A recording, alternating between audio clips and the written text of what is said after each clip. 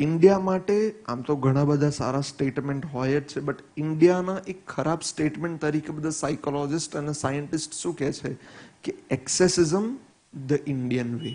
આપણે ઇન્ડિયામાં એક જ પ્રોબ્લેમ છે કે એક્સેસિઝમ બહુ થઈ જાય. જે દિવસે એક્સેસિઝમ ઓછું થયું ને એ દિવસે લાઈફ એકદમ મસ્ત થઈ જશે. એક્સેસિઝમ સ્પિરિચ્યુઆલિટીની પણ નહીં અને મટીરિયલ લાઈફની પણ નહીં. એમનેમાં બેલેન્સ જે દિવસે આપણે જાળવતા શીખી ગયા ને એ દિવસે બહુ જ મજા આવશે અને એ દિવસે આપણે જીવવાની મજા આવશે. કારણ કે એનું સિમ્પલ રીઝન એ છે કે આપણું માઇન્ડ છે ને એને બેલેન્સ રાખવું પડે બંને રીતના.